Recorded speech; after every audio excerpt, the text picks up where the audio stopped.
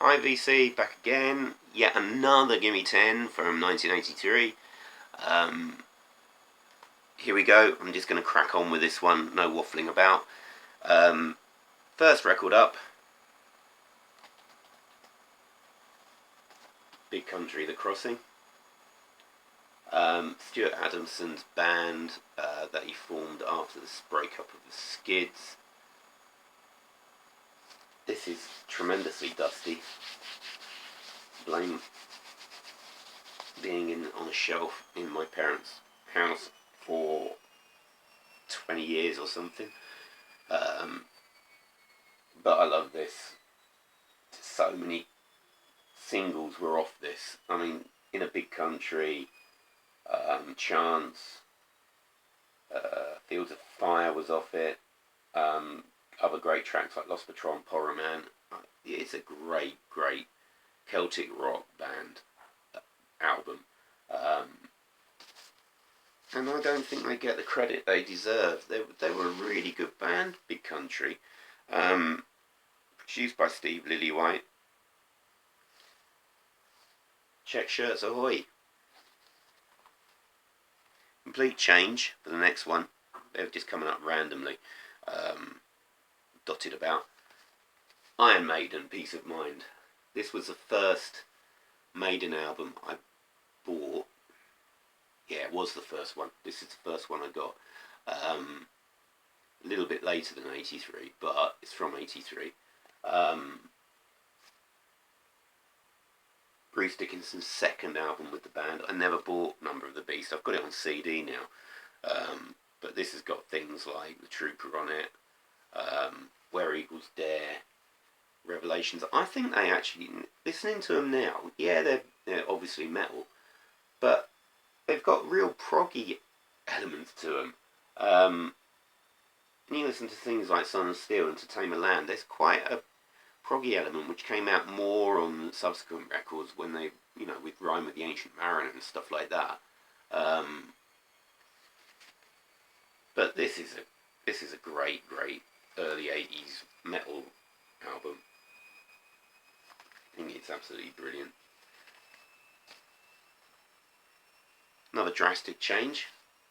Yazoo's second album, You and Me Both. This is a great record as well. Not so many singles off here, but it's got Nobody's Diary on it, which was another brilliant, brilliant single by Yazoo.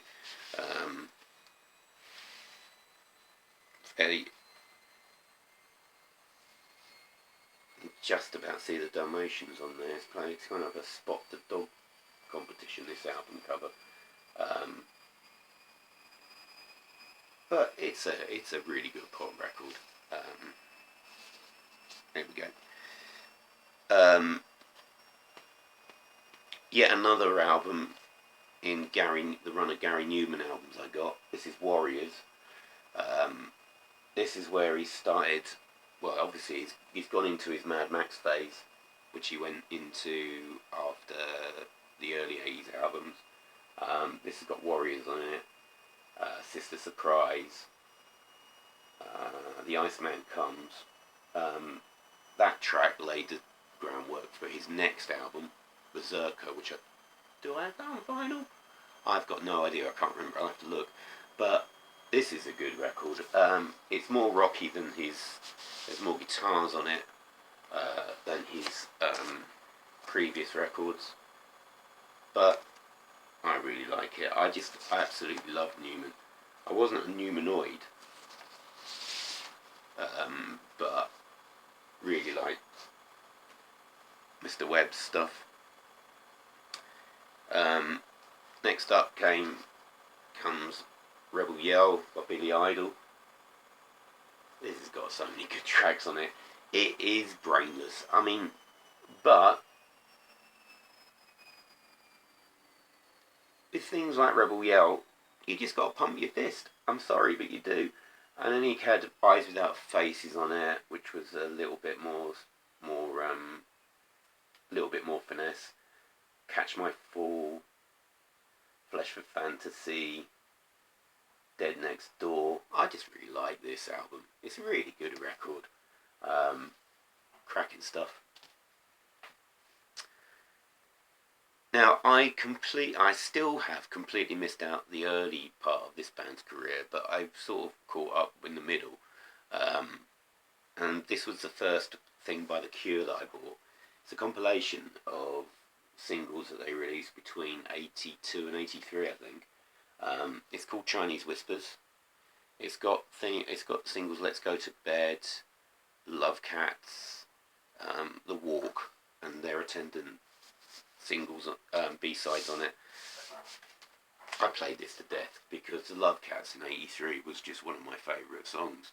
The Walk was brilliant, even though it was a bit of a rip-off of Blue Monday. But The Cure changed their sound here drastically from the early ones. I think because Robert Smith he just had it. He couldn't take any more of the really... I mean, I have listened to those records, but they're not The Cure that I'm really into. I know people rave on about them, but this is the beginning of The Cure that I really like. And I think they were genius at this point. There we go. Japanese Whispers. Another compilation. The Cramps Off The Bone. This was a compilation of early stuff. It's a 3D sleeve, but I didn't get the 3D glasses with it. Because I think I bought it later. But when you've got songs like Human Fly, The Way I Walk, Domino, Surfing Bird, Lonesome Town, Garbage Man, their cover of Fever, Drug Train, Goo Goo Muck, The Crusher, New Kind of Kick, you just can't argue with the quality of the stuff on this record. And being, this was when I was first starting out listening to music, so I did buy a few compilations just to find out about bands, and this is one of them. Absolutely fantastic. Just low down, dirty, scuzzy rock. It's just great. Brilliant.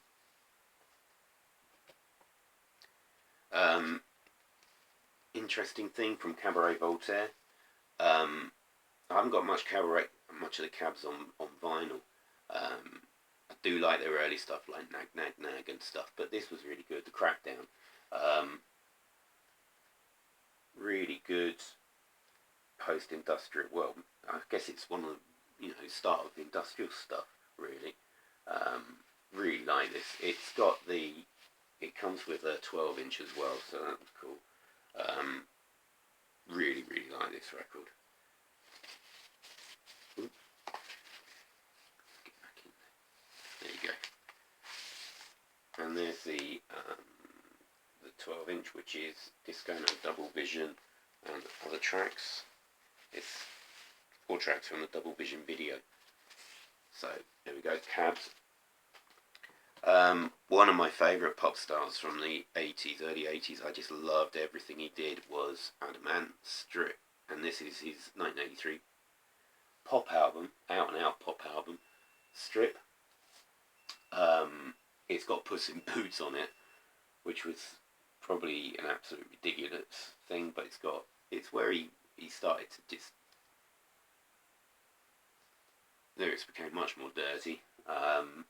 Not really, I mean, but Puss in Boots kind of like stood out from the rest of the tracks because it was nothing to do with sex. It was just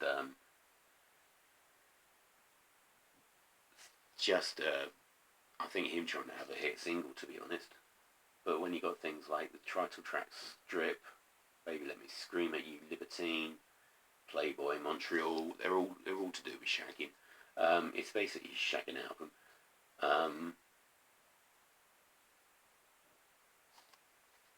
I just like this. It holds a special place for me, Mr. Ant, or rather Mr. Goddard, as I should say. It's a great, great album, and I think, oh yeah, I forgot I had this, and it's got no wonder I didn't put this up. What a lovely poster of Mr. Adamant. There we go, look at that. Yeah, I don't think I'll be putting that up anytime soon. That's great, there we go. And then just to round off, it's not the greatest album that they ever released, and I think, as I said in the last one, Hanoi Rocks was a far better rock album. It's AC/DC, Flick of the Switch. I put this in just to round up the nice 30. Well, I probably should have included the 12-inch of Blue Monday, to be honest. because that was one of the records of the year. It probably should have gone into my original Gimme 10, but it's alright. They'd kind of lost it a bit by this point. I think they were coasting on Back in Black, to be honest. But Flick of the Switch, Nervous Shakedown, Guns for Hire, you know what you're getting with an AC/DC album from the 80s. And that was it. So there we go. My 1983 marathon's over. Shown 30 records from 83. I'm sure I've probably got a couple more that I could have lumped in, but I thought that's enough. That is enough. So, well, thanks if you've made it through all 3 videos, and thanks for sticking with them. Hopefully you've found something interesting. If you haven't, then you should have done. Anyway, so see you soon. My voice is now completely shot to pieces. And I'll be back again soon with another vinyl update, I hope. Or even the long-awaited Cope video, which I might do in a minute. Well, we'll see. Anyway, see you later, VC. Bye.